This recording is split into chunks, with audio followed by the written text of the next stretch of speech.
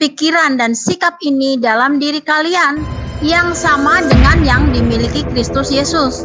Jadi Kristus Yesus memiliki pikiran dan sikap ini yang tertulis di dalam Filipi 2 ayat 6 sampai 9. Walaupun dia seperti Allah ya. Jadi Yesus adalah citra Allah seperti tulis di dalam Kolose 1 ayat 15, Yesus adalah gambaran Allah yang tidak kelihatan. Maka Filipi 2 ayat 6 dikatakan, walaupun dia seperti Allah, citra Allah, dia tidak pernah berpikir untuk merebut kedudukan Allah atau menjadi sama dengan Allah. Jadi kalau dikembalikan lagi di ayat 5, miliki pikiran dan sikap ini dalam diri kalian yang sama dengan yang dimiliki Kristus Yesus. Yang walaupun dia seperti Allah, citra Allah, dia tidak pernah berpikir untuk merebut kedudukan Allah atau menjadi sama dengan Allah ya. Berarti dari pembacaan ini sudah menunjukkan bahwa orang-orang yang menjadikan Yesus sama dengan Allah ini bertentangan dengan Filipi 2 ayat 5 sampai 6. Oke, bacakan. Walaupun dia seperti Allah, kalimat di sini seperti itu sama seperti manusia ini, serupa dan segambar saja. Ya, Yesus itu dibilang serupa dan segambar karena sudah dalam wujud manusia. Manusia itu serupa dan segambar dengan Allah. Yesus itu manusianya itu loh. Sebelumnya namanya Firman. Firman menjadi manusia dan manusia itu diberi nama Yesus. Itu Yesus. Pahami dulu ya konteks Yesus. Nah, dia tidak pernah berpikir untuk merebut kedudukan Allah. Paham gak maksudnya? Contoh, kita pernah mendengar Nebukadnezar, pernah mendengar Firaun. Firaun itu serupa dan seperti Allah itu. Bagi ajaran kami, Kejadian 1 ayat 26. Diciptakan manusia serupa dan segambar dengan Allah. Tetapi mereka ingin menyaingi Tuhan. Itulah peristiwa air bah itu yang menara Babel. Contoh, mereka kan ingin menyaingi Tuhan tingginya. Dia buat menara tinggi sekali. Tetapi Yesus tidak mau menyaingi Tuhan. Karena kan dia sudah manusia. Demikian juga lah manusia kami ini.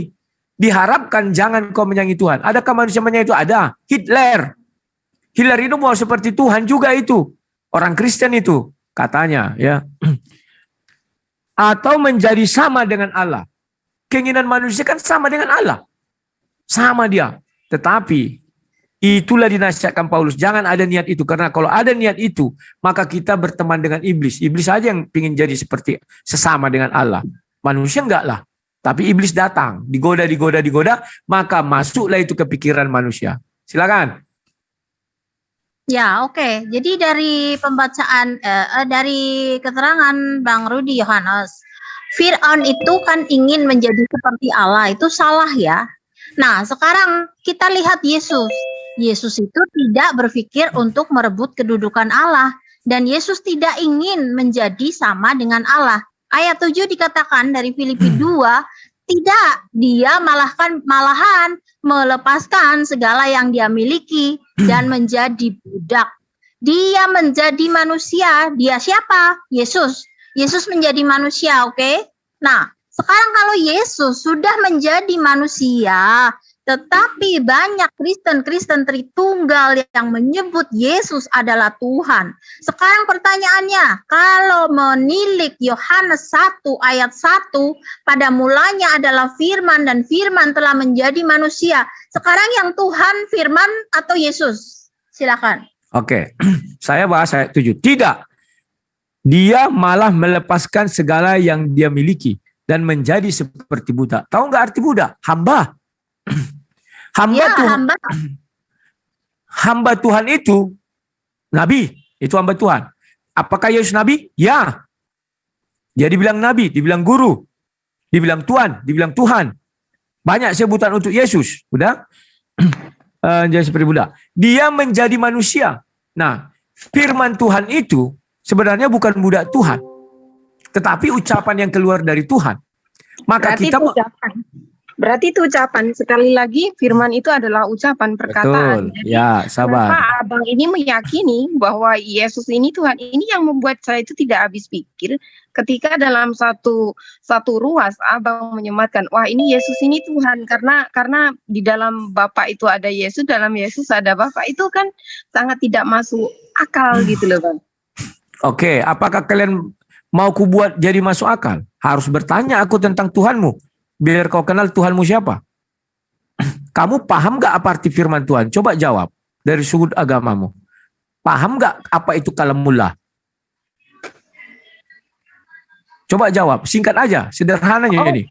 Kalau yang menjelaskan tentang masalah Islam ataupun masalah tentang pembahasan tentang Al-Quran atau Abang Rudi ini bertanya tentang itu, mungkin saya mewakilkan untuk di sini yang lebih paham tentang penguasaan tentang Al-Quran. Oke, mungkin itu agak berat. Yang ringan. Oh, bukan seperti itu, Bang. Karena dari tadi kita itu di sini kenapa Bang Rudi mau berdiskusi dengan saya, itu otomatis Bang Rudi itu bilang bahwa memang kita sudah ada perjanjian di awal bahwa Bang Rudi itu akan menjawab apapun yang dipertanyakan oleh saya dan akan menjelaskan gitu. Bukan menanyai karena memang saya sudah bilang untuk lawan Bang Rudi yang lebih paham. Siap. Oke. Karena aku kenapa harus melakukan itu? Karena aku lihat kalian tidak paham-paham apa itu firman Tuhan, apa itu Bapa, apa itu Roh Kudus, nggak paham-paham. Padahal yang kujelaskan itu sudah sangat amat sederhana. Udah ya? Sorry Lai, ini tadi yang ngobrol itu kalau ditanya kalamullah kurang mengerti karena baru mualaf berapa minggu. Iya, sudah tahu aku. Kan sudah. Lanjut. Aduh, jangan masuk-masuk. Siapa tahu ditanyanya kenceng banget kalam, mana ngerti baru mualaf. Kan kami udah ku bilang tadi, ku bilang. Aku orangnya tahu lah, nggak kayak kalian itu babat semua. Oke. Lanjut. Siap ya, nggak usah masuk-masuk. Ya, sekarang gini Bang Rudi, kembali ke pertanyaan saya tadi. Kalau menurut Yohanes 1 ayat 1, pada mulanya adalah firman. Firman itu adalah Allah kan di terjemahan kalian begitu, di terjemahan LAI. Nah, ketika move on dari Yohanes 1 ayat 1 kepada Yohanes 1 ayat 14, firman itu sudah menjadi manusia. Dalam bahasa Inggris itu the word become flesh ya. Jadi firman Allah itu sudah menjadi daging, yaitu Yesus. Sekarang pertanyaannya, mengapa sudah dibilang firman yang katanya firman adalah konon, katanya kalamullah, yaitu perkataan Allah, yaitu Allah sendiri, sudah menjadi manusia yang bernama Yesus. Sehingga kenapa masih yang namanya Yesus ini dipanggil sebagai Tuhan? Yesus ini lagi jadi manusia, betul Bang Rudi Yohanes? Silakan. Oke ya. Sekarang tolong di share screen-nya ini ditutup dulu aja share screen-nya. Aku mau mengajari orang ini dengan benar, baik dan benar. Oke. Besarkan dulu gambarku di apanya inilah, di Zoom meeting-nya ini. Tolong dilihat ke layar ya Mbak Indri dan Mbak Joycel ya. Halo. Oke. Tolong dibesarkan gambarku lah. Di layar ini, di layar apa ini sekarang ini. Bukan di layar siarannya, ini aja. Lu ngambil siapa? Lu ngambil ke siapa? Gak tahu aku ya admin lah, karena ada yang menjaganya ini tadi. Siapa namanya? Online. Adminnya tadi, kan ada dia bilang, oke, aku mau ngapakan. Halo? Wah, gambar si Kores yang besar sini. Oh. Enggak, lu ngomong. Ya. Oke, Mbak Indri dan Mbak Joycel, tolong dilihat di layar ya. Tapi ini gambarku kecil. Harusnya besar. Ganti gambarmu Kores, gambarku situ. Suka banget saya lihat gambarnya ya. Bukan. Saya udah bilang bahwa Bang Rudi ini besar. Ini siapa? Ahli saluran online, tolong yang layar Rudinya dipin supaya nggak ganti-ganti dia.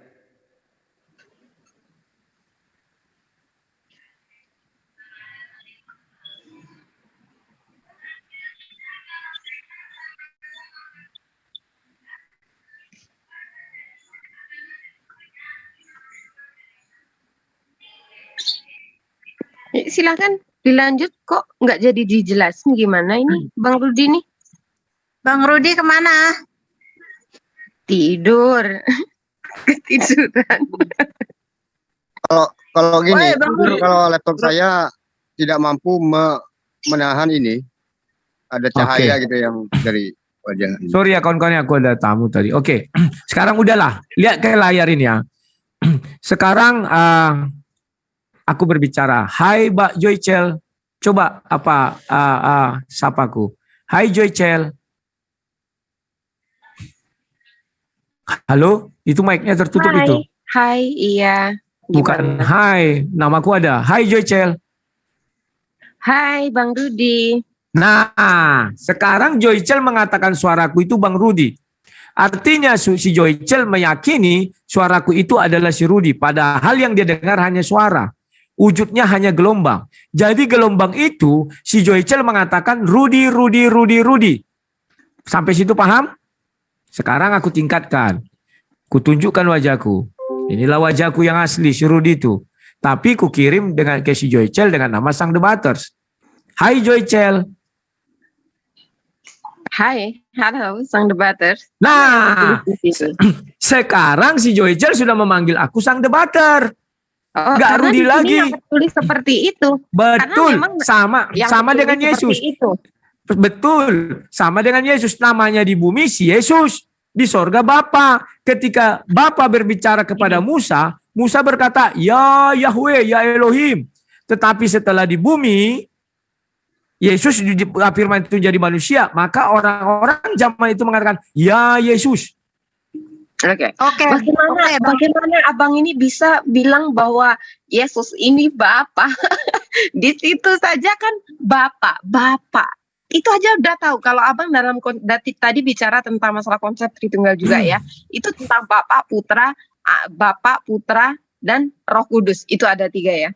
Jadi ketika Bapak otomatis beda dengan anak loh Bang di sini. Yesus ini sebagai anak. Nah, otomatis di situ aja kita sudah bisa melihat bagaimana misalkan Bapak saya bilang, "Hai Jo, iya Pak," gitu. Kan tidak mungkin saya ini Bapak saya gitu loh. Istilahnya di situ. Ini secara logik kita berpikir ya, gitu loh. Oke, silakan. Oke, udah bisa ku jawab? Oh, boleh. Ya, aku sudah menjelaskan bahwa apa yang dibilang si Joycel tadi bukan begitu. Ini bukan anak biologis. Kalau anak biologis memang nggak bisa, karena itu sudah terpisah. Itu si Joycel sama bapaknya, itu nggak bisa. Tetapi ini bukan anak biologis. Kan aku jelaskan. Perumpamaan tadi pun sudah jelas sekali. Pertama aku berbicara, ini Rudi, sapa dulu. Hai Bang Rudi. Berarti suaraku itu kau namailah itu Bang Rudi. Paham ya? Padahal Bang Rudinya enggak kau lihat. Setelah itu aku tampilkan citraku dan ku beri nama dia Sang Debaters. Tolong disapa. Hai Joyce. Joyce bilang apa? Hai Sang Debaters. Demikian juga Yesus. Diutuslah firman menjadi manusia. Dan manusia itu nama Yesus. Maka seluruh manusia bilang hai Yesus. Nah, pertanyaannya, apakah Bapa sama dengan anak? Tidak. Secara materi tidak. Ingat ya, maka Kejadian 1 ayat 1, Kejadian 1 ayat 2, Kejadian 1 ayat 3.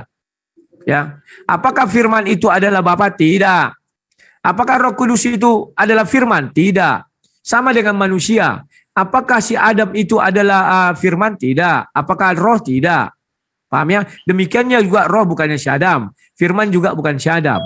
Tetapi ketika ketiganya menyatu namanya si Adam. Paham nggak? Oke, ketika abang bilang bahwa gini, Yesus di bumi sebagai Yesus, tapi di surga sebagai Bapa. Sedangkan si Yesus ini adalah firman. Yang kata Bang Rudi Yohanes adalah firman yang lahir di dunia gitu. Itu kan dari Allah gitu loh Bang, dari Bapa gitu loh. Itu gimana sih mencernanya? Saya nggak habis pikir gimana cara mencernanya ketika kita tidak bisa berpikir secara logik. Itu adalah bahwa firman itu adalah firman Allah gitu loh, yang lahir di bumi kan seperti itu, yang menjadi manusia. Yesus yang menjadi manusia itu kan firman ya, yang di dalam kitab Bang Rudi adalah firman gitu. Jadi firman itu kan dari Bapa itu sendiri gitu. Otomatis yang terutama Tuhan itu siapa? Ya Bapa gitu loh, bukan Yesus gitu loh Bang. Sudah aku jawab. Oke. Ya, aku kan sudah jelaskan bahwa Yesus sekarang bersama-sama dengan Bapa. Maka firman itu diam di dalam diri Bapa. Maka firman itu adalah Bapa. Jangan berpikir yang rumit-rumit ya. Contoh sekarang, aku matikan videoku dan ku matikan suaraku. Kalau ku matikan suaraku artinya dia kembali.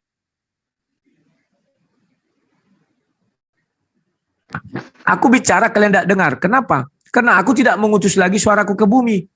Paham nggak? Jadi suaraku tadi sudah kembali sama aku dan diam bersamaku. Dan kalian begini, kalian melihat gambarku, kalian bilang, oh itu gambar si Rudi itu. Paham ya? Jadi suaraku sudah di dalam aku, kecuali aku bersuara lagi, tapi nggak aku tampakkan wajahku. Kalian bilang ini, hai Rudi. Masa itu sulit kali? Tapi sebelum aku lanjut, Mbak Joycel kan di Hong Kong. Istriku juga dulu dari Hong Kong loh, di ICA, ICA itu. Tahu nggak gerejanya? Hah? Oh, di mana itu?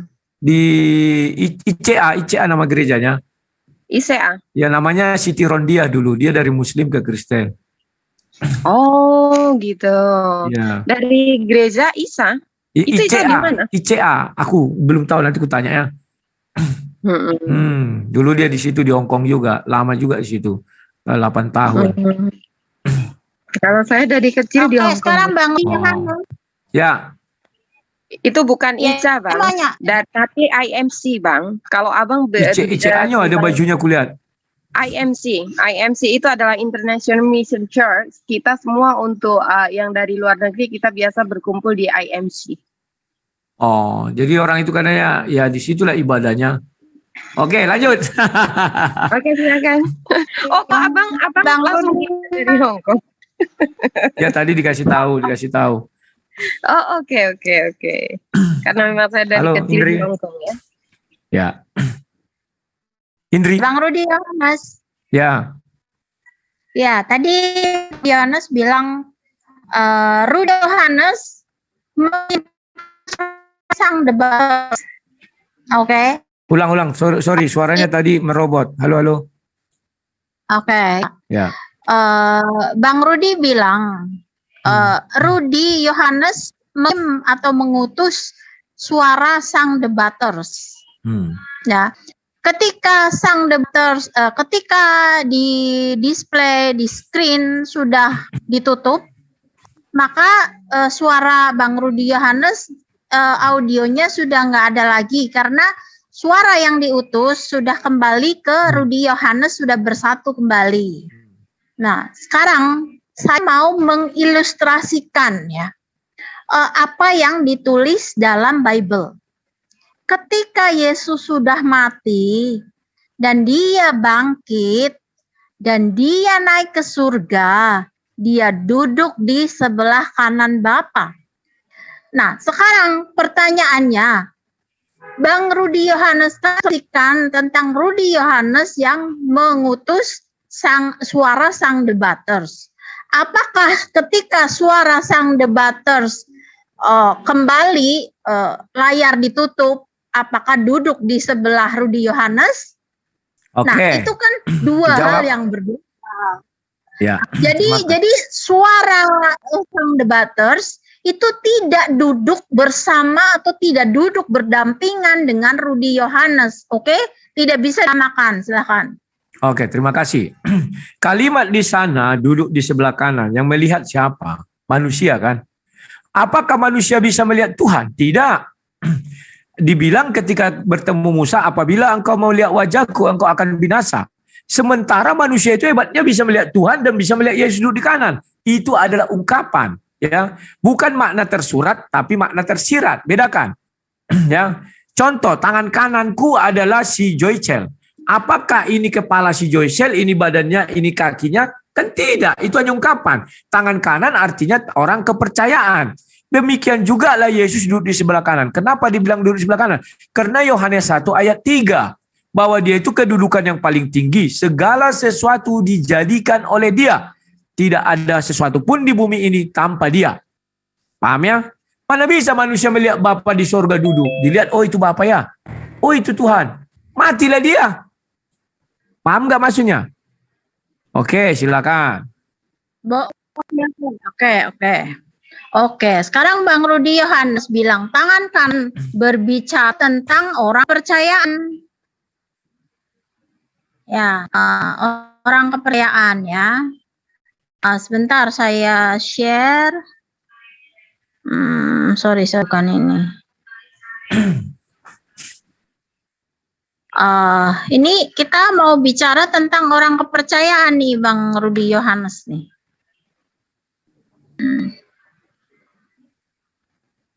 Itu kalau tangan Orang kanan. kepercayaan. Kalau duduk, ku bilang kedudukan yang tinggi. Beda kan ya? Orang kepercayaan tangan kanan namanya. Kalau duduk sebelah kanan, ku bilang tadi, itu adalah kedudukan yang tinggi sesuai Yohanes 1 ayat 3. Oh, sebentar. Ya, silakan. Sebentar.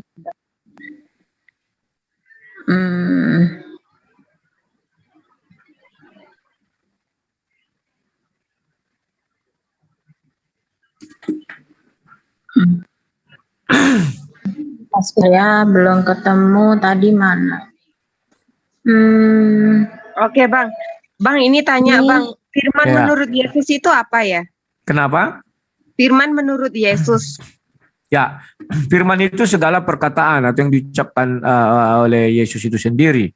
Itu firman Yesus. Kalau firman Allah kepada Yesus, firman Allah, firman yang Yesus itu kan, kalau Abang, menurut keyakinan Abang kan, firman itu Yesus. Yesus itu tercipta dari firman Allah. Nah, sekarang firman berubah lagi menjadi firman itu sebuah perkataan. Jadi, firman itu Yesus atau firman ini perkataan gitu. Nah, Menurut Yesus itu apa firman menurut Yesus? firman itu adalah, aku kan sudah bilang, ya kan. Kalau orang bahasa awamnya itu ucapan Tuhan. Kalau bahasa teologinya itu adalah visi dan misi Tuhan atau pikiran Tuhan ya yang disampaikan. Ya kan begitu kan? Karena firman itu ada dua jenis, yang diucapkan dan yang di dalam hati Tuhan. Tuhan juga bisa berbicara dalam hati loh. Karena bukan dia meniru Tuhan manusia, tetapi Tuhan punya manusia yang hati untuk berbicara ya? Gak masuk akal, Bang. itu Karena kalimat Tuhan itu. tidak bisa dilihat loh, Bang. Oke. Sebentar. Tuhan kami menjelaskan dirinya, maka dia berbicara di dalam hati ketika di kejadian atau bukan kejadian, keluaran ketika kejadian 6 kalau salah, maka menyesallah dia ya. Itu sifat Tuhan yang kami ambil. Maka kalimat itu bukan hati kayak manusia ini di dalam hati itu terus ada bicara, bukan begitu maksudnya. Itu ungkapan berbicara dalam diri sendiri. Gitu maksudnya. Oke, paham ya? Nah, makanya aku bilang bahwa ketika firman menjadi manusia, dia turun ke dalam dunia. Paham ya? Sehingga Tuhan tidak lagi berfirman ke dalam dunia, sehingga ucapan Yesus itu yang jadi firman Tuhan. Tetapi ada satu tetapinya. Ketika Yesus dibaptis, maka turunlah burung merpati. Roh Allah dibilang di situ ya. Okay. Kita lari ke pembaptisan. Oke. Pembaptisan. Kalau Yesus ini suci, pembaptisan itu adalah untuk mensucikan diri. Joy. Lari-lari ya? Bukan, biasakan dulu tunggu orang selesai bicara. Aku nggak biasa bicara begitu. Sabar, semangat. Tapi asik aja, tunggu dulu. Ya. Oke. Silakan lanjut. Ya. Jadi ketika Yesus dibaptis, datang burung merpati. Di situ memang Bapa masih berbicara ke dalam dunia ini. Paham ya? Oke, silakan. Jadi kalau kau langsung potong, aku nanti mau bicara hilang di tengah jalan, jadi nggak nyambung. Oke. Silakan. Oke. Ya, ini Bang Runas, bentar ya Mbak Josel, ini tadi saya mau screenshot nih. Oke, silakan. Ya, saya mau share screen. Tadi Bang Rudi Yohanes mengatakan bahwa jika Yesus setelah bangkit naik ke surga duduk di sebelah kanan Bapa, itu berarti tangan kanan ya. Ini sesuai dengan Kisah 3 ayat 15. Kalian membunuh wakil utama kehidupan ya.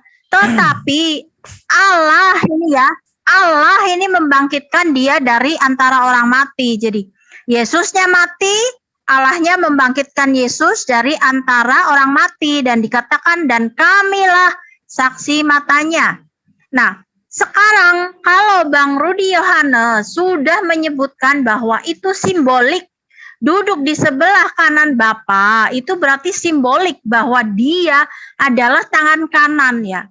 Kalau kita merujuk kepada kehidupan di dunia, di sebuah kantor yang besar, ya ada direkturnya, ada tangan kanan direktur atau tangan kanan direksi, ya atau tangan kanan pemilik ya, owner. Ya. Nah, jadi saya katakan owner universe ini adalah Allah dan tangan Yesus Kristus. Sekarang pertanyaannya, apakah semua itu mengerti bahwa Suaranya robot. Sorry. tangan kanan dan direksi. Ya, Halo, jadi ya. tangan selalu sama dengan direksi. Oke, ku jawab ya. Tidak bisa ku jawab. Halo? Iya boleh. Nah, dari tadi saya tidak pernah mengatakan tangan kanan loh. Yang saya bilang contoh tangan kanan saya si Joycelyn. Apakah tangan saya yang kanan ini kepala si Joycelyn, ini badannya, ini kakinya? Kan tidak. Itu artinya bahwa dia orang kepercayaan. Kalau duduk di sebelah kanan artinya kedudukan yang terhormat, yang tinggi. Apa maksudnya? Yohanes 1 ayat 3. Segala sesuatu diciptakan oleh firman. Maka didudukkanlah dia pada tempat yang paling tinggi. Kedudukan, bukan tangan kanan ku bilang. Aduh, ini mah kurang menyimak ya. Nah, sekarang saya kutip perkataan Bang Rudi Yohanes. Oke, kalau tadi adalah Bang Rudi Yohanes mengatakan bahwa Yesus orang kepercayaan dari Allah. Suaramu kok putus-putus? Orang kepercayaan ya. Jadi Yesus ini Bang Rudi Yohanes tadi mengatakan bahwa orang kepercayaan ya. Jadi yang duduk di sebelah kanan Bapak itu disimbolkan menjadi orang kepercayaan. Kalau orang kepercayaan berarti siapa yang mempercayakan? Silakan.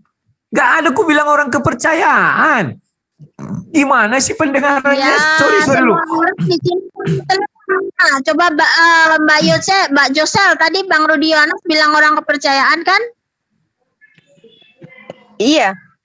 Nah, sama saja kalian tidak menyimak. Maksudku, contohnya tangan. Justru saya menyimak dari kata-kata Bang Rudi Yohanes. Saya ikutin. Sebentar dulu sis. Saya ikutin. Halo sis. Ikutin terus ini kata Bang Rudi Yohanes. Halo. Sabar dulu, dengar dulu. Aku tidak bilang begitu kalian. Mengumpamakan lah intinya, Bang. Aku mengumpamakan contoh tangan kanan itu kan tangan kanan, bukan kedudukan kanan. Ku bilang duduk sebelah kanan. Kalau tangan kanan itu apakah makna sesungguhnya atau makna kiasan? Tangan kanan itu artinya bukan tangan kananku ini si Joyce langsung sini kepalanya sini badannya, tidak. Artinya tangan kanan ini orang kepercayaan. Untuk Yesus duduk di sebelah kanan artinya kedudukan. Paham nggak? Yang kita permasalahkan duduk di sebelah kanan bukan tangan kanan. Yang kau permasalahkan terus tangan kanan. Kedudukan sebelah kanan adalah kedudukan terhormat atau kedudukan tertinggi. Kenapa?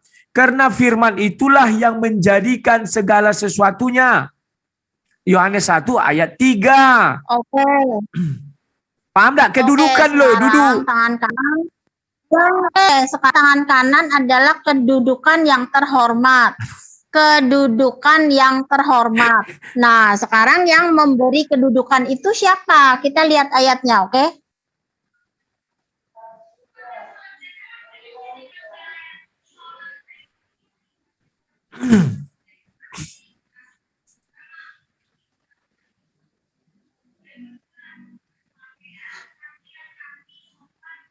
Gimana?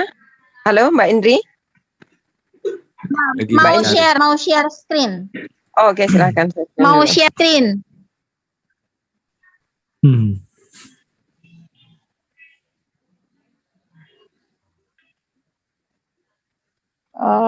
Sebentar. Mana ya?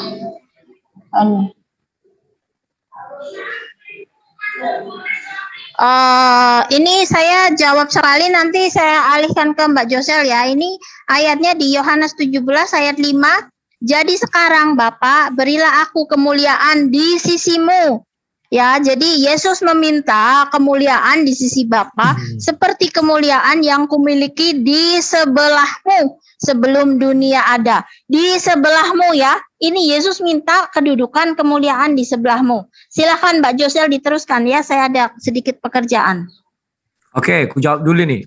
Ya, memang sebelum dunia ini ada, bahwa posisi firman itu di mana? Kan posisi terhormat. Ya, sebelum dunia ini ada, firman itu sudah ada. bersama-sama dengan Bapa itu. Maka di Yohanes 1 ayat 1 bilang, pada mulanya adalah firman, firman bersama-sama dengan Bapa. Maka itulah ada Kejadian 1 ayat 1, ayat 2 dan ayat 3. Itu harus dipahami. Sebenarnya gampang memahami ini. Cuman kalian memang aku nggak ngerti apa yang membuat kalian jelimet berbelit-belit ya. Makanya aku bilang, kalau untuk belajar firman Tuhan seperti ini, pertama harus undang Roh Kudus. Kalau Roh Kudus di dalam diri kalian nggak ada, sulit kalian memahami. Yang kedua, jangan kalian anggap Tuhan itu seperti batu yang tidak bisa ke sana kemari, tidak bisa menjadi ini dan menjadi itu, tidak bisa hadir dalam ini dan itu. Itu hanya sifat-sifat batu. Tuhan yang kami sembah itu adalah Tuhan yang maha hidup, maha hadir dan bisa jadi apa saja. Oke? Sedikit Bang, sedikit. Yesus itu berarti anak Allah apa anak manusia, Bang? Jadi kau pengganti siapa tadi? Enggak, sedikit doang. Oke. Enggak. Tolong dijawab. Biar si Joycel yang menanyakan itu. Oke. Gimana, Bang? Ya, dia menanya, Yesus itu anak Allah atau anak manusia? Yesus itu anak Allah, ia juga anak manusia juga. Kenapa dibilang anak manusia? Karena terlahir dari si Maria. Kenapa dibilang anak Allah? Karena dia firman Allah yang menjadi manusia. Setelah dia menjadi anak, maka dibilanglah nama Allah. Tetapi bukan anak biologis. Orang sering menghayal bahwa anak itu selalu biologis. Itulah sebabnya ada perkataan, bagaimana Tuhan mau beranak sedangkan dia tidak punya istri. Oke, bukankah Tetapi Israel dia juga nggak disebut mengaku. sebagai aku Bang. Oke. Bukankah gini, kalau misalkan bicara tentang Yesus anak Allah itu banyak loh Bang. Israel juga anak Allah loh. Israel juga disebut sebagai anak Allah loh. Itu kan Memang banyak. iya. Otomatis kalau Memang bilang iya. Yesus itu anak Allah dan Yesus itu tercipta dari firman Allah ya. Itu menurut keyakinan Bang Rudi ya. Terus kemudian ketika Yesus berfirman, itu masa firman menciptakan firman dan menyebarkan firman. Itu loh. Yang saya tanyakan, itu ayatnya di mana Bang coba? Oke. Ketika Yesus berfirman, masa firman berfirman, firman Iya. yang menjadi manusia yang berfirman. Firman Pahami, yang menjadi manusia. manusia yang berfirman. Firman yang menjadi manusia kemudian berfirman. Ya. Di mana ayatnya Bang? Loh, ini tunggu dulu aku bukakan. Sabar dulu, ini apa ini? Oke. Asik kan? Makanya kau waktu Kristen duduk di belakang. Tapi dia nggak pernah mengaku loh Bang kalau dia itu adalah anak Allah. Dia mengaku di saat ditanya sama Israel, orang Yahudi, dia siapa engkau?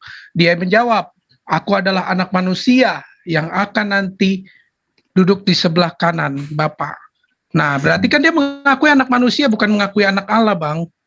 Tenang Ada aja lah dia mengaku kau. anak Nanti aku Allah. bukakan itu. Sabar.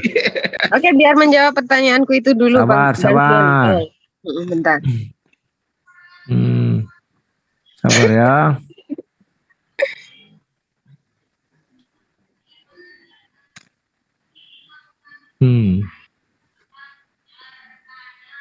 Ini, sabar, kebukakan ya. Yohanes 18 ayat 32. Dengan demikian hendaknya supaya genaplah firman Yesus yang dikatakannya untuk menyatakan bagaimana caranya ia akan mati. Jadi firman menyampaikan firman yang menjadi manusia berfirman, itu yang benar. Firman berfirman. Firman Itu yang membuat menjadi saya nggak manusia bisa mencerna berfirman. Kata-kata firman yang berfirman. Itu aneh, bener aneh nggak Bang ini? Nggak aneh, kok aneh? Nanti kamu coba ya. Ini PR untuk kamu. Coba kau buka nanti surah 28 ayat 30 biar kau tercengang-cengang. Itu lebih aneh. PR, tulis dulu, tulis. Karena gini, ada Tulis lagi dulu. Bang. Tulis dulu di bukumu. Saya tidak PR. pernah mau menulis Bang. Saya Surah tidak pernah 28 ayat 30. Atau Oke, di HP, saya coba hafal. ketikkan surah 28 ayat 30 ya. Saya hafal insya Allah. Oke. Silakan yang Jadi lain. gini,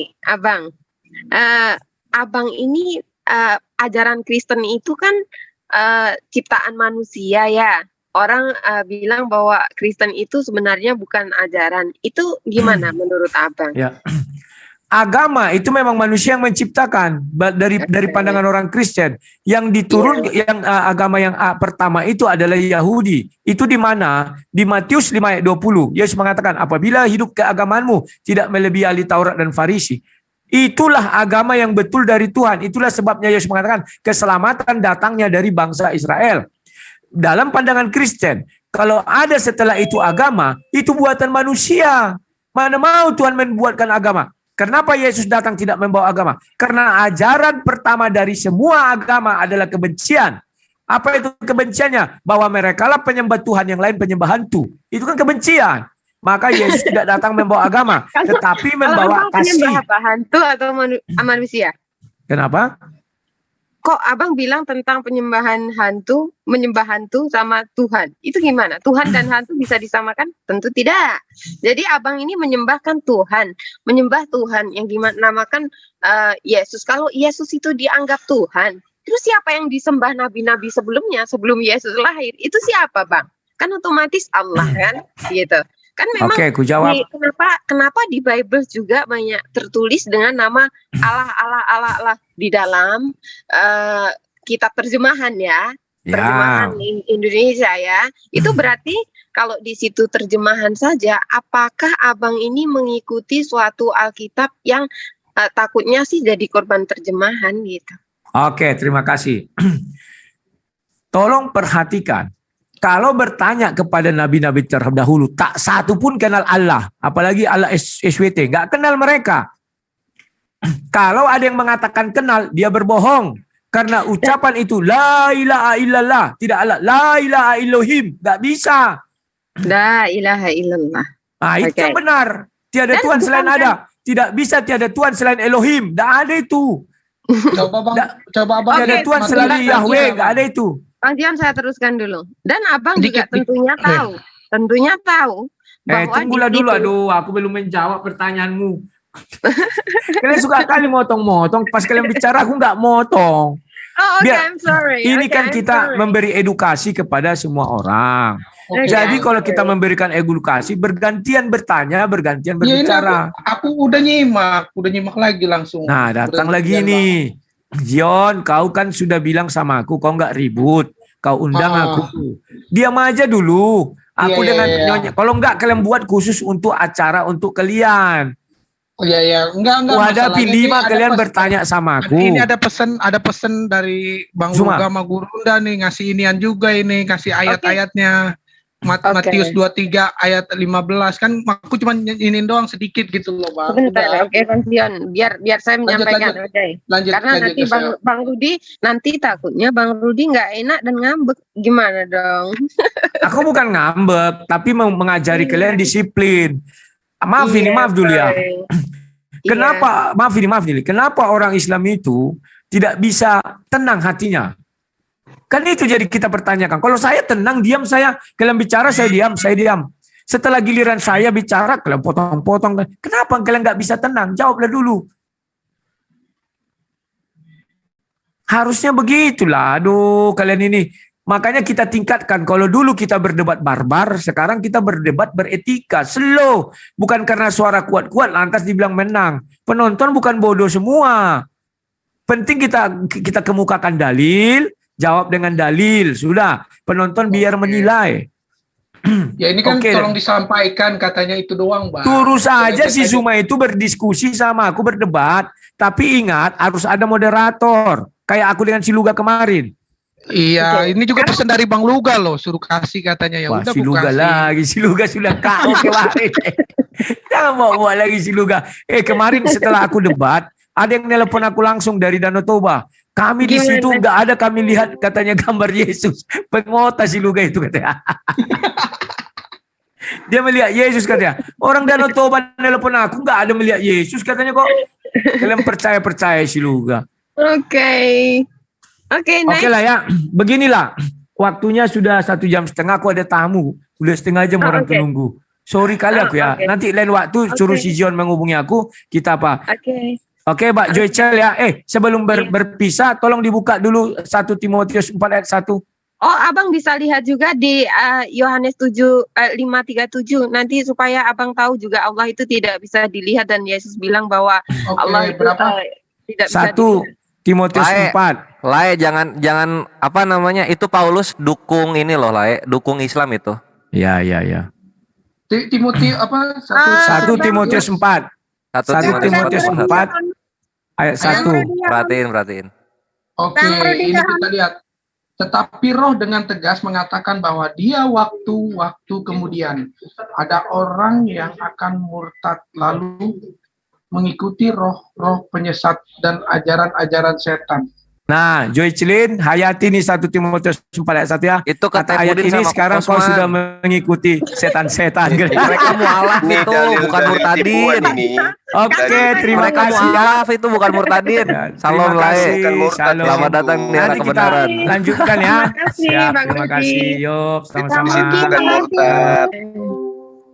Akrobat mencoba menipu dengan 1 Timotius 4 nomor 1. Iya. Mana Salah ada itu kata bahwa itu murtad di salah situ. dia itu. Dasar bahlul. Tapi bang nanti malam dia mau diatur ini sama abang. Terus udah gitu Bu Uti juga, janganlah aku aja lah masih Ilmunya saya segitu. masih Ernie. Model Kabur asumsi. dia, Bang Jumat datang kabur dia. Enggak, Asumsi kayak begitu mau dialog gitu. Sedangkan Kata- adik-adik kita yang baru mualaf ini aja udah keteteran kayak begitu. Adanya nanti dia menghujat Al-Qur'an lagi. Enggak, dia nggak nanya Al-Quran dia. Soalnya dia tahu kan, soalnya aku udah bilang Tidak, ini mualaf baru Bang semua. Dion. Aku bilang, Bang Zion salah. Tadi saja ketika kita bertanya, Bang Rudi membahasnya langsung ke Al-Quran loh, Bang. Iya, dia Jangan selalu membahas- kayak begitu. saya bantah kan, langsung saya bantahin. Bukan- Jangan nanya-nanya bukan- itulah, saya bilang. Bukan gitu. gitu, Bang.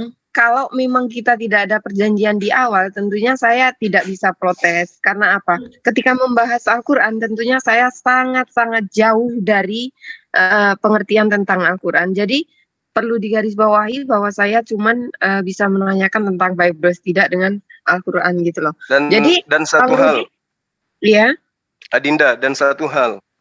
Iya. Tidak pantas kemudian orang kafir itu mengkritisi Al-Quran. Iya. Iya. Itu nggak Iya. pantas. Nggak bisa mereka menjadikan Al-Quran sebagai kalamullah, sebagai mainan. iya. Sedangkan kitabnya mereka yang bahasa Indonesia aja mereka nggak bisa paham, apalagi Quran. Iya. Kalau mau Maka- berdebat, mau membahas tentang Quran, sama seperti polanya Pak Martin. Dia bahas Bible, kita bahas Al-Quran. Nggak boleh kemudian dia masuk mengkritisi Quran dengan ilmu terjemah, nggak bisa. Iya, betul. Silakan dilanjut. Makanya Iya, kan tapi- makanya tunggu dulu sedikit. Makanya kan awalnya kan saya giniin, Bang. Ini yang kamu lawan ini, Bang Rudi, dua mualaf baru ini. Jadi aku mohon jangan kau tanya-tanya Al-Quran. Karena apa? Satu, kau nggak bisa baca Al-Quran, tapi jangan sok mengkritisi Al-Quran. Saya bilang gitu. Karena yang kau lawan ini nggak ngerti Al-Quran, belum paham gitu. Jadi mereka baru lagi belajar. Mualaf ini, oke lah aku masuk, kata dia gitu Bang, kata si Rudi. Iya. Lanjut Sam. Dinda. Oke, silakan dilanjut, Bang Suma. Mungkin saya Antum. perlu banyak belajar ya, karena Ada tadi memang- yang ingin antum sampaikan, silakan. Iya, karena memang terkadang ada banyak hal yang memang saya itu harus belajar banyak tentang Al-Quran ya. Insya Allah saya akan I try to my best untuk belajar tentang Al-Quran, Iya. insya Allah. Iya. Kalau Al-Quran itu, kalau mereka mempertanyakan Al-Quran itu kan sudah sangat jelas. Al-Quran itu adalah kalam. Al-Quran itu adalah firman. Firman itu adalah perkataan, kehendak Allah. Tidak sama seperti mereka. Ya.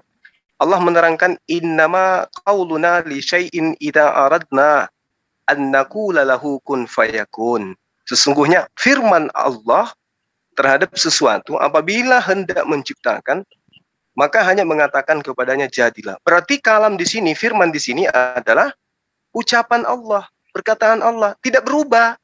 Sampai kapanpun nggak berubah posisi kalam itu menjadi apa yang seperti di dalam iman mereka. Al-Quran menerangkan seperti itu. Innama amruhu idza arada syai'an ayyakula lahu kun fayakun. Ini firman. Jadi ketika Allah menghendaki sesuatu, cukup berfirman. Jadilah monyet, monyetnya jadi. Jadilah akrobat, rudinya jadi. Kayak gitu Allah itu dalam hal kalam. Nah, sementara di dalam pengajaran Bani Israel, Yesaya 40 nomor 8, rumput menjadi kering, bunga menjadi layu, Tetapi firman Allah kita tetap untuk selama-lamanya. Berarti firman ini tidak pernah berubah menjadi makhluk, menjadi daging. Mereka perlu belajar. Si Rudi akrobat ini perlu diterapi memang. Cuman dia ini jagonya asumsi. Gitu, Ukhti. Silakan lanjut. Bang Suma, Iya. ada pertanyaan tuh dari si Omnivora tuh, Bang Suma. Oh ya, beliau sahabat kita. Iya, Bang Kerol. Iya. Iya, beliau ada di sini rupanya. Iya, Ya, silakan. baru join kembali. Bang Tadi Kerol. kan, Ya. Iya. tadi kan ketat, sekarang lagi longgar, jadi saya bertanya. Iya. Surah Hud 6, mana ini ya? Surah Hud 6, seputar segala Iya. yang bernyawa, yang bergerak itu sudah ada rezeki masing-masing. Iya. Dan seterusnya itu. Terjemahannya, maaf tidak hafal. Iya. Sudah ada menyimpan, ada tempatnya sudah ada. Nah, ya itu. Jadi yang ingin saya tanyakan ya, ini kan Iya. kalau tadi dalam diskusi, dalam penjelasan sahabat-sahabat Muslim ini terkait juga dengan takdir, yang mana itu rezeki kan sudah untuk masing-masing makhluk, segala yang bernyawa, yang bergerak itu sudah ada rezekinya. Jadi pertanyaan saya, karena terkait sebelumnya sudah dijelaskan mengenai takdir, terkait takdir ini, bisakah ini saya melihat bahwa ini tidak menafikan, ini tidak berarti ini tidak menghilangkan adanya keharusan manusia untuk manusia untuk mencari nafkah ya, untuk bekerja, berikhtiar, karena dikaitkan dengan takdir ya. Tapi sejauh yang saya lihat, manusia memang harus tetap bekerja, mencari nafkah memang tetap, walaupun ada ayatnya nafkahnya sudah disiapkan. Nah, pengamatan saya ini, manusia sudah jauh melampaui yang semestinya untuk bekerja untuk mencari nafkah. Manusia kan sudah berusaha memberikan waktu, tenaga, daya pikiran, akal, ide. Nah, itu sudah satu pemberian diri dari manusia lah ya. Manusia mengorbankan waktunya, tenaganya, ide-idenya dia keluarkan. Nah, pemikirannya dia keluarkan, dia berikan ya untuk hidupnya. Tetapi sejauh dia berikan itu ya masih wajar. Sudah semestinya manusia mengorbankan itu dari dirinya. Yang menjadi pertanyaan, kalau manusia bukan hanya mengorbankan yang ada padanya, tapi mengorbankan bahkan yang lebih, bahkan yang di luar dirinya. Itu pertanyaan saya, menjadi pertanyaan saya. Iya, baik. Ada yang mau menjawab? Ditujukan kepada siapa ini? Siapa? Pada saya. Ya, yang bisa menjawab lah. Yang dua-dua tadi yang dengan Bang Rudi juga bisa menjelaskan. Oke. Dinda saya boleh nggak? Jocel dan juga Mbak Indri bisa menjawab? Silakan Bang Zuma. Baik. Jadi sebelum saya menjawab ini ya, ini terkait dengan takdir. Ada sebuah cerita di mana ada orang yang kaya raya. Orang kaya raya ini kemudian ingin membuktikan bahwa dengan hartanya beliau bisa menangguhkan kematian, bahkan menghindarkan dirinya dari kematian. Oleh sebab itu kemudian orang kaya ini melakukan perjalanan jauh dengan menggunakan hartanya, menjual demi untuk transportasi keliling dunia. Jadi dia berkeliling dunia mencari tempat yang paling aman, menghindari kematian, menghindari takdir. Berjalannya waktu, berpuluh tahun, kemudian orang ini berjalan. Sampailah dia pada suatu tempat yang menurut dia aman dari kematian. Dia masuk ke dalam sebuah goa, lalu kemudian dia duduk dengan merasa legahnya di situ. Tiba-tiba di sampingnya terdengar suara. Hai si Fulan, kau dari mana aja? Saya sudah lama menunggumu di sini. Orang si Fulan ini kaget. Lah, kamu siapa? Kok so akrab? Apa kata sosok ini dikatakan? Aku ini malaikat maut. Sudah berapa puluh tahun aku menunggumu di sini dan alhamdulillah kamu sudah datang menjemput ajal. Nah, ini kaitannya bahwa ketika Allah menerangkan di dalam Al-Qur'an, wa ma min dabbatin fil ard illa 'alallahi rizquha wa ya'lamu mustaqarraha wa mustaudaha kullum fi kitabim mubin. Jadi Allah menentukan nasib, menentukan takdir, menentukan rezeki yang kemudian Allah jamin rezeki itu. Makanya diterangkan tidak satu pun ciptaan yang bergerak alias ciptaan yang kemudian bernyawa, roh di atas bumi illa kecuali semuanya dijamin rezekinya oleh Allah. Dia mengetahui tempat kediaman seseorang dan tempat penyimpanan daripada rezeki ini. Nah, inilah yang kemudian disebut dengan Lauh Mahfuz. Nah, terkait dengan yang sahabat saya pertanyakan, Allah menerangkan begini.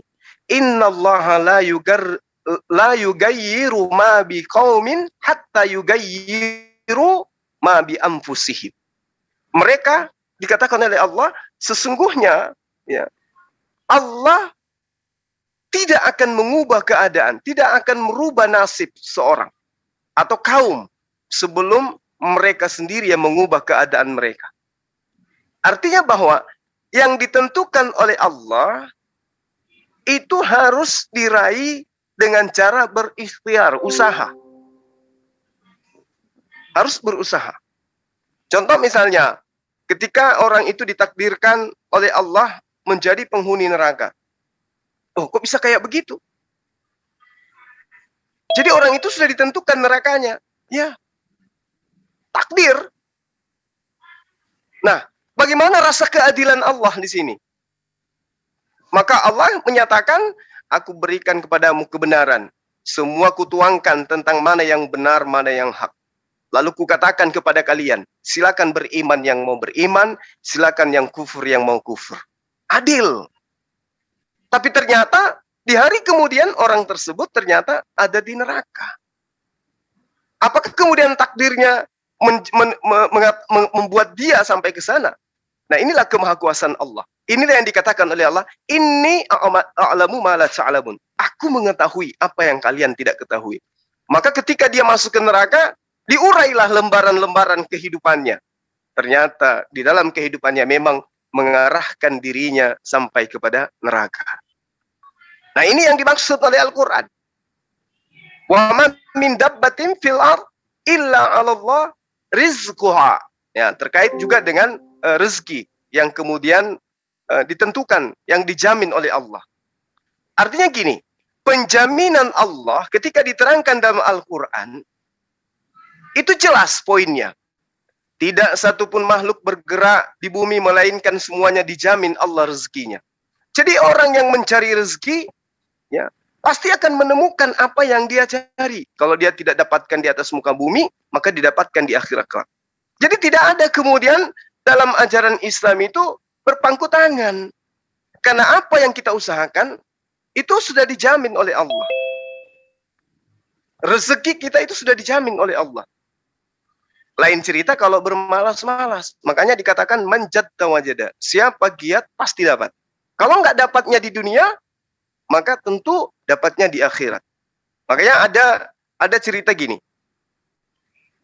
Allah itu dengan hambanya ibaratkan seorang yang makan, kemudian didatangi seorang pengamen. Kalau pengamennya itu suaranya merdu, suaranya indah, menyejukkan hati, maka tentu kita akan membiarkan pengamen ini bernyanyi sampai beberapa lagu. Baru kemudian kita kasih upahnya. Demikian juga orang yang soleh, orang yang beriman. Ketika dia minta kepada Allah, dengan permintaan yang ikhlas, khusyuk di hadapan Allah, maka Allah akan senang mendengarkan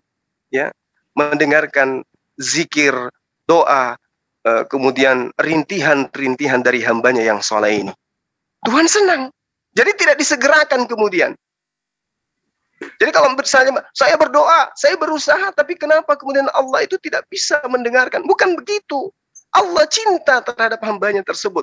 Karena kapan dia langsung memberikan, boleh jadi hamba ini akan ingkar, akan kufur nikmat. Tidak lagi melakukan apa yang pernah ia lakukan. Karena banyak rezeki, lupa semuanya. Karena itulah kemudian, kembali kepada yang sahabat saya pertanyakan, wa ma min dabbatin fil ard, tidak satupun makhluk bergerak di atas muka bumi, ya, illa kecuali Allah rizquha, atas Allah jaminan rezekinya. Saya kira begitu. Mungkin ada tambahan dari yang lain.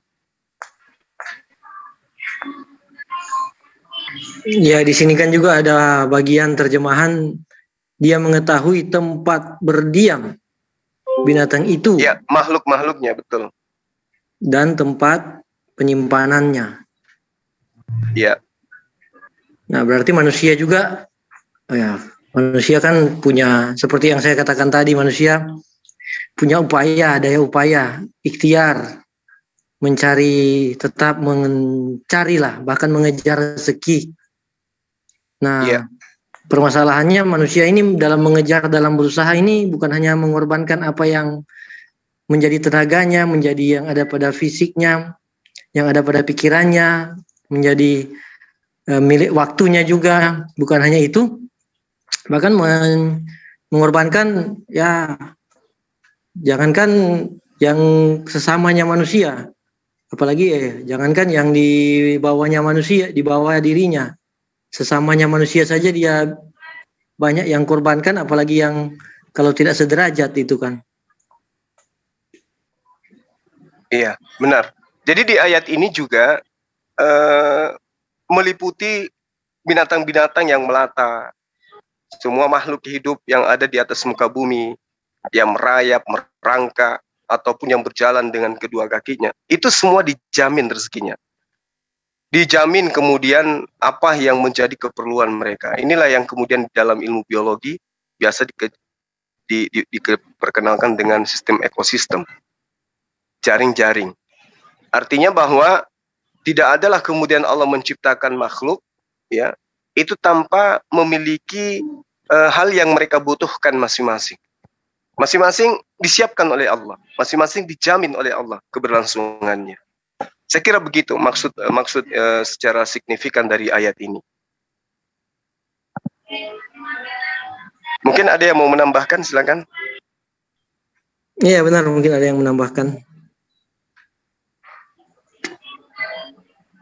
Oh ya Bang Suma. Halo. Kenapa? Ya.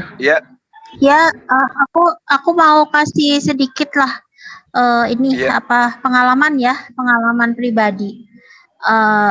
Saya memang dari kecil dulu ya, sebelum saya SSY kan saya memang Tritunggal. Saya percaya sekali dengan ayat Matius 6 ayat 33 ya. Carilah dahulu kerajaan Allah dan kebenarannya, maka semuanya akan ditambahkan kepadamu.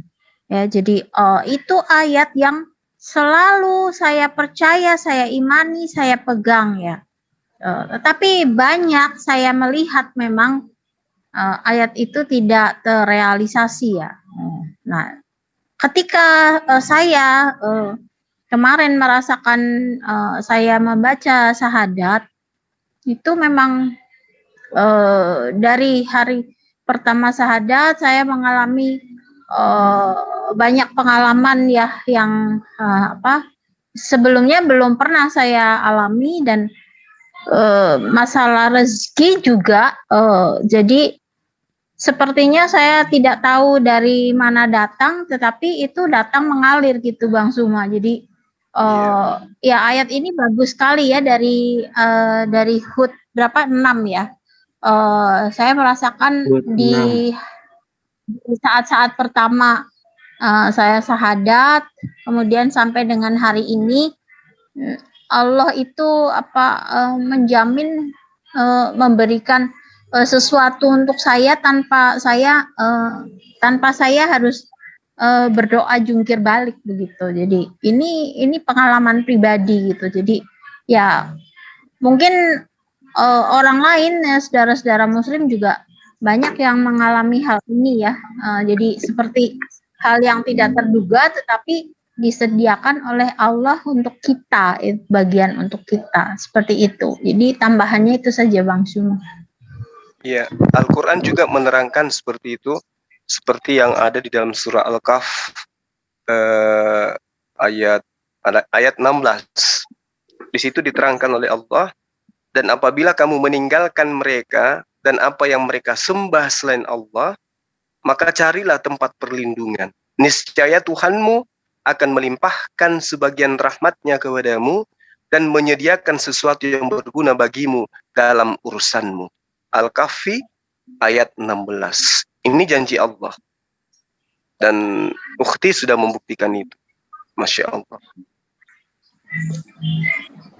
Carilah dahulu kerajaan Allah, maka yang lain akan ditambahkan kepadamu itu. Karena ada terjemahan bagian kerajaan Allah, maka saya jadi teringat Roma 14 ayat 17, kerajaan Allah bukan soal makanan dan minuman, tapi soal kebenaran, damai sejahtera dan sukacita dalam Roh Kudus. Iya, itu seirama apa ini? Ya. Di dalam Al-Quran surah At-Talaq ayat 6, "Waman yattaqillah yaj'al lahu min amrihi yusra." Dan barang siapa yang bertakwa kepada Allah, niscaya Allah menjadikan baginya kemudahan dalam urusannya. Waman yattaqillah. Ini yang sedang dipraktekkan dan dialami oleh Ukhti Indri. Iya, jadi gini, omnivora. Yang Anda katakan itu betul. Kerajaan Allah itu bukan berbicara tentang makanan dan minuman, tetapi damai sejahtera ya. Tetapi harus diingat, kerajaan Allah itu memang damai sejahtera, bukan soal makanan dan minuman. Nah, di belakang ayat itu, di belakang ayat kerajaan Allah ada tercantum, maka semuanya akan ditambahkan kepadamu. Kalau dikatakan semuanya, berarti termasuk makanan dan minuman. Kalau kerajaan Allah memang iya, dia damai sejahtera, bukan soal makanan dan minuman, dicari dulu soal kebenaran. Nah, tetapi efeknya, jadi kompensasi ya, kompensasi yang diberikan oleh Allah itu semuanya akan ditambahkan kepadamu ya. Tetapi saya banyak melihat orang-orang yang menjadi donatur gereja, tadinya dia punya pabrik, dia bangkrut. Tadinya dia punya minimarket di banyak tempat, karena dia jadi donatur gereja, dia jadi bangkrut. Nah, sekarang kalau mereka jadi bangkrut, di mana Matius 6 ayat 33 terrealisasi? Ya, silahkan Omnivora. Saya kembalikan ke Bang Zuma. Betul sekali Mbak Indri, luar biasa. Karena saya mengalami kebangkrutan itu justru bukan di Muslim juga. Saya di Muslim justru saya bisa lebih legowo dengan apa yang sudah hilang, dengan sesuatu yang sudah saya hasilkan tapi lenyap gitu aja. Justru saya masuk Islam ini saya lebih legowo, tenang, menerima kenyataan, lebih bisa dan nyamannya luar biasa. Betul. Amin, amin ya Rabbal alamin. Dulu saya bangkrut dulu juga sama bangkrut luar biasa banyak ya. Jadi ketika saya masuk Islam itu justru lebih tenang, bahagia gitu. Dan lebih bisa menerima kenyataan bahwa is everything. Orang bilang bahwa gini ya, banyak orang bilang wah Islam tuh agama miskin. Oh tidak, itu benar, tidak seperti itu. Jadi di Islam itu justru saya menemukan sebuah kebahagiaan, sebuah ketenangan, sebuah keikhlasan gitu. Lebih ke situ. Silakan. Iya, karena sebenarnya Islam itu kan damai sejahtera. Jadi orang yang bisa menerima Islam itu adalah orang yang mampu melembutkan hatinya. Nah, kalau kelembutan hati di dalam pengajaran para nabi itu disebut dengan pola sunat hati. Jadi menghilangkan rasa sombong, rasa congkak, rasa angkuh, dan ketundukan. Nah, itulah ketundukan inilah kemudian yang melembutkan hati. Kenapa ada orang murtad? Karena hatinya tidak lembut. Ketika diperintahkan kemudian untuk melakukan syariat, hatinya berkeras. hatinya tidak bisa lembut menerima perintah. Hatinya tidak bisa tunduk terhadap perintah. Sehingga perintah itu dianggap sebagai sebuah siksaan. Tapi kalau orang yang menerima hidayah, hatinya lembut, itu pasti. Karena kelembutan hatinya, perintah apapun yang diserahkan oleh Allah kepadanya akan dilaksanakan dengan ikhlas. Nah, keikhlasan ini akan berbias kepada segala sesuatu yang ada di dalam hidupnya, yang dialami oleh orang yang mu'alaf. Ketika dia sakit, kesakitannya itu menjadikan orang ini bahagia. Dia menyadari bahwa ternyata sakit gigi ini membuat saya sadar kalau Tuhan telah menciptakan, memberikan saya gigi dibandingkan mereka yang ompong. Ketika dia sakit mata, dia menyadari alhamdulillah, ternyata saya masih punya mata dibandingkan mereka yang sudah tidak punya mata. Inilah yang disebut kelembutan hati. Orang yang dilembutkan hatinya itu akan menerima kebenaran Islam. Sementara orang yang congkak, orang yang sombong, orang yang angkuh terhadap perintah Tuhan, justru dianggapnya perintah Tuhan itu adalah sebuah kutukan. Sehingga harus ada yang menjadi korban untuk mendamaikan antara Tuhan dengan manusia. Padahal tidak ada istilah damai dengan Tuhan. Yang dimaksud kedekatan itu adalah hamba, menghambakan diri, menjadi kekasih Allah. Orang yang dicintai oleh Allah. Orang yang melembutkan hati. Ketika ada perintah untuk ibadah, tunduk terhadap perintah itu. Sementara ketaatan yang diajarkan oleh para nabi, ya, semua masih terekam di dalam kitab-kitab yang kita imani. Ada yang mengimani Bible, ada yang mengimani perjanjian lama, ada yang mengimani perjanjian baru, ada yang mengimani Al-Quran. Padahal kitab-kitab ini masih menorehkan kelembutan hati seseorang itu adalah terfokus kepada ketaatan, kasih. Apa kasih itu? Kitab manapun mengajarkan kasih itu adalah ketaatan. Taat, patuh, tunduk terhadap ketetapan Tuhan, aturan Tuhan. Itulah yang dimaksud dengan Islam. Berserah diri. Nah, itu orang muslim itu berserah diri. Apa yang diperintahkan itu yang dia lakukan. Tidak dianggap sebagai sebuah beban. Ada seorang pendeta ya di Wonomulyo pernah nelpon saya. Wah, saya sudah mau masuk Islam ini Bang Suma. Tapi saya takut tidak bisa taat. Karena sekali seminggu aja saya masih biasa bolong. Apalagi 5 kali sehari. Mana bisa saya Bang Suma? Waktu itu saya katakan apa sama beliau? Apakah Anda ingin di usia Anda, misalnya Anda dikasih usia 100 tahun. Anda jadikan itu sebuah kebebasan, lantas kemudian kelak setelah 100 tahun, Anda masuk ke dalam penjara yang kekal. Karena Al-Quran menerangkan, iman Islam menerangkan, dunia ini ibarat penjara bagi orang mukmin dan surga bagi orang-orang kufur. Mereka bebas, hanya mengakui ya dengan mulutnya Tuhannya ini, dia diselamatkan. Ad-dunya sijnul mu'min wa jannatul kafir. Surga dunia ini bagi mereka. Mereka mau lakukan apa saja boleh. Tidak ada larangan.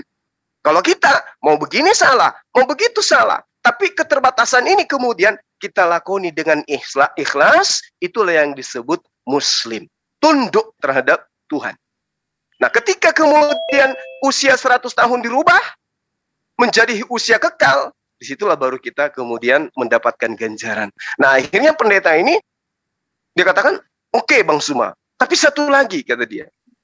Saya ini dari kecil, kalau bangun tidur. Babi. Nah, itu dia. Kalau bangun tidur, aku dikasih air yang sudah di dalamnya itu berisi kayak darah. Ya, campur daki apa gitu. Katanya darah babi atau darah anjing, wallahu alam. Itu dikasih dari neneknya dia. Dan itu saya saya ketagihan sampai sekarang. Saya takut ketika saya bersyahadat, bisa enggak, kata beliau, saya makan babi sekali-sekali sembunyi-sembunyi. Saya tertawa waktu itu, karena waktu itu saya ditelepon beliau pas saya lagi di kantin dengan teman-teman. Saya lupa kejadiannya. Saban hari entah beberapa bulan dia telepon kembali sambil nangis. Bang Suma, yang antum nasihatkan itu alhamdulillah sekarang saya sudah menjadi muslim. Dan jadi saya tanya, gimana dengan sholatnya Pak? Pak, sekiranya mungkin bisa setiap detik saya sholat saja, nggak usah yang lain. Begitu nikmatnya sujud di hadapan Allah, kata beliau. Lalu saya tanya, bagaimana dengan makanan babi? Aduh, Bang Suma jangan sebut. Jangankan makan, mendengarkan namanya saja saya sudah mual. Alhamdulillah, itulah orang yang melembutkan hatinya. Itu yang disebut hidayah. Ya, saya kira begitu, sahabat sekalian. Silakan yang lain. Kesel banget nih. Tunggu tidak, mau dongnya anget-anget. Ada diskusi luar nih. Ya kalau terkait yang tadi ya, yang bagian akhir tadi, ini ada yang chat Arum 40. Arum 40. Jadi ini yang tadi dalam arti tertentu saya lihat juga sepertinya menyekutukan sesembahan dengan derajat yang rendah, itulah makanan babi itu di situ. Bukan makanan babi, apa istilahnya ini? Istilahnya ya pork ya kalau dalam bahasa Inggris, pork, karena kan pig dan pork itu kalau bahasa Inggris kan ada pemisahan antara yang sudah diolah dengan yang masih berlarian. Yang kamu sekutukan dengan Allah. Ya, jadi kalau menyekutukan ini dengan yang ilahi, dengan yang ciptaan ini, ya begitu seperti tadi apanya ya, yang saya lihat pilihannya atau ketakutannya itu seperti tadi. Iya betul. Takut dia nggak bisa makan atau meninggalkan kesenangan. Jadi yang disekutukan itu bisa berbuat. Yang disekutukan dengan yang disembah ya bisa berbuat secara psikologis, memberikan dampak psikologis kepada orang, ya, mempengaruhi secara psikologis. Dalam arti ini yang itu yang berbuat, maksudnya yang disekutukan itu yang berbuat, yang memiliki kuasa atas manusia, atas diri kita. Bukan Allah yang sejati itu. Sini kan adakah di antara kamu sekutukan dengan Allah itu dapat berbuat demikian?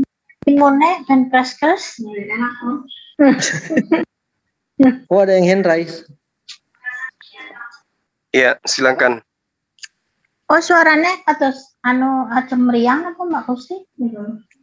Iki suaranya sampai ke Makassar, Mbak. Suara nih jenengan tuh. Suara jenengan itu jalan-jalan di sini loh, di bandara. Sampai ke ujung bumi. Jenengan kok sakit ngomong bahasa Jawa? Suaranya sampai ke ujung bumi. Boleh di segala makhluk. Bisa bahasa Jawa ya? Bro, boleh saya tambah dikit, Bro? Iya, Ini boleh, soal silakan.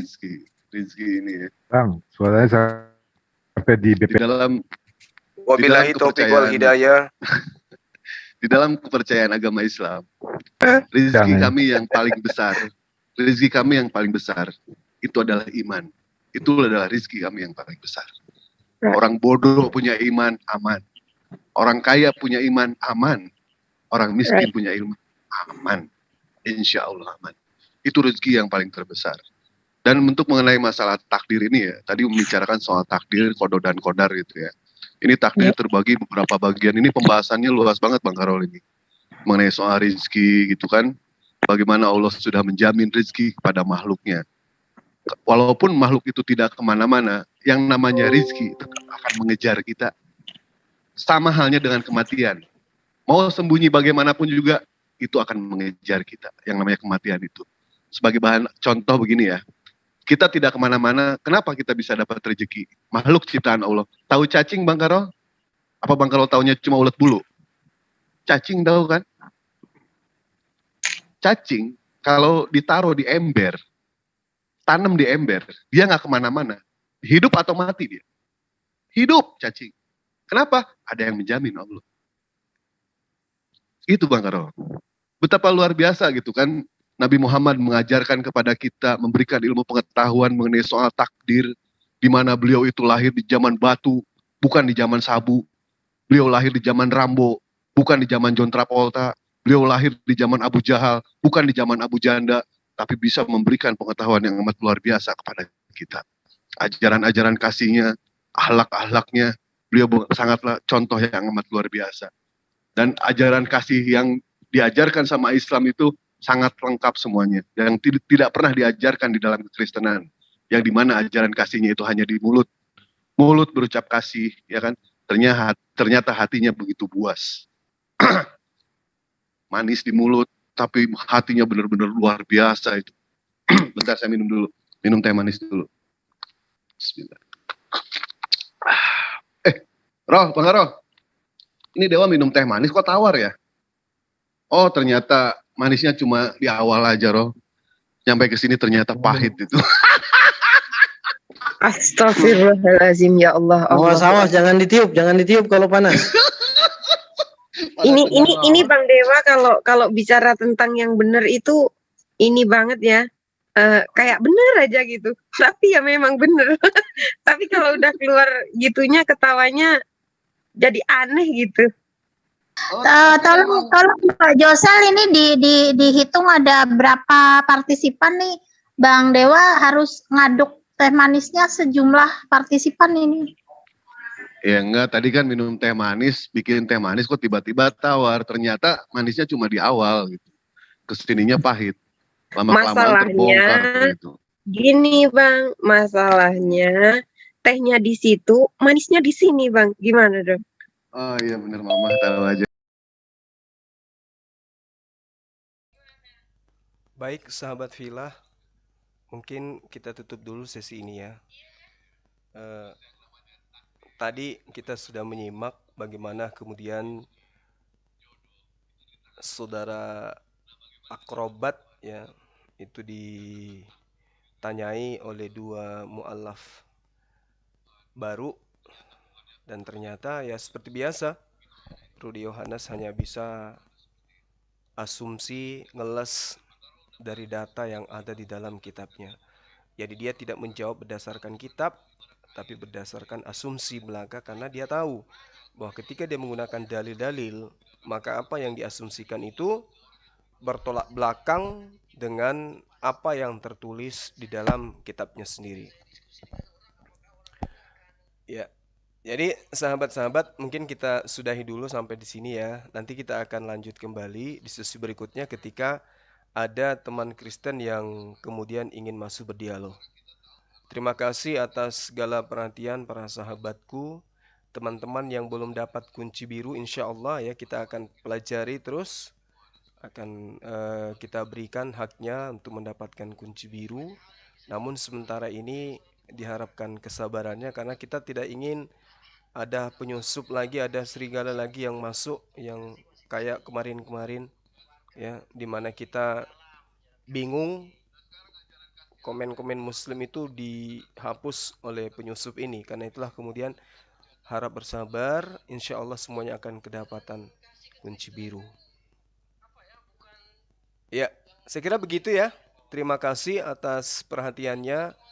Mohon maaf atas segala kesalahan, kehilafan, dan juga adanya kekeliruan di dalam memaparkan atau memberikan edukasi yang pada intinya kemudian adalah kita menginginkan negara kita, negara Republik Indonesia, hadir di tengah-tengah kita beberapa kristolog yang mampu memperjuangkan, mengajarkan tentang Islamologi ataupun Kristologi yang kemudian sangat berguna untuk membentengi akidah umat. Karena sekarang ini semakin nyata ya, semakin kelihatan di tengah-tengah kita gerakan-gerakan mereka. Begitu muncul para debater apologet dari Islam, mereka merasa tertantang sehingga mereka kemudian melakukan upaya yang sudah nyata-nyata ingin menggiring generasi muda untuk dimurtadkan dengan cara yang mereka sudah atur sedemikian rupa. Karena itulah kemudian doakan kami supaya kita ini menjadi benteng utama di dalam membawa generasi kita selanjutnya memahami Islam dan memahami agama di luar Islam dengan cara yang benar. Tentu dengan cara apa kemudian para sahabat ikut berpartisipasi di dalam membentengi umat, ya utamanya pembangunan masjid yang sejatinya kita jadikan sebagai markas pengajaran dan pembelajaran offline terhadap materi-materi kristolog. Kita menginginkan sahabat-sahabat di luar Sulawesi, di luar Makassar, itu ada tempat tujuan ketika datang ke Makassar, ada tempat tujuan utamanya di tempat masjid yang kita bangun di atas bukit di tempat wisata, kita berharap netizen itu datang ke sana nantinya untuk kemudian kita belajar kristolog secara offline, bertatap muka langsung dengan saya sendiri sebagai orang yang selama ini antum dengarkan suaranya tapi tidak kenal wajahnya. Nah, di sana nanti bisa kita saling kenal wajah gitu ya. Itu tujuannya. Nah, kita harus membuat markas-markas pengajar ya, markas-markas belajar, di mana markas ini kita jadikan sebagai wadah untuk menggembleng generasi muda untuk memahami kristolog. Nah, salah satu tempat yang kita jadikan sebagai kita jadikan tempat yang kemudian bermanfaat untuk belajar ini adalah masjid. Masjid yang kita bangun ini kita harapkan bisa menjadi markas pembelajaran materi kristolog. Karena itulah kami minta kepada para sahabat-sahabat sekalian untuk ikut berpartisipasi dalam pembangunan masjid kita ke depannya. Karena posisi masjid kita sekarang ini sudah mau pemasangan keramik ya. Keramiknya sudah mau dipasang dan juga plafonnya sudah mau dipasang. Meski airnya kita belum menemukan titik air karena kemarin kita sudah lakukan pengeboran sampai hampir 100 meter, namun ternyata di bawah itu ada ruang hampa yang kemudian membuat tukang bornya itu angkat tangan dan harus pindah dari titik yang kemarin, sehingga kita lagi-lagi membutuhkan biaya untuk mengebor titik baru. Untuk itulah kemudian yuk mari semangat berpartisipasi dalam pembangunan masjid kita ini agar ada tempat kita berkumpul nantinya ketika para sahabat berkunjung ke Makassar. Ya, harapan kita masjid kita ini bisa rampung secepatnya sehingga kita bisa melakukan aktivitas pada rumah ibadah yang kita cintai dan kita sayang. Demikian sahabatku, terima kasih, mohon maaf. Subhanakallahumma wa bihamdi asyhadu an la ilaha illa anta astaghfiruka wa atubu ilaik. Assalamualaikum warahmatullahi wabarakatuh.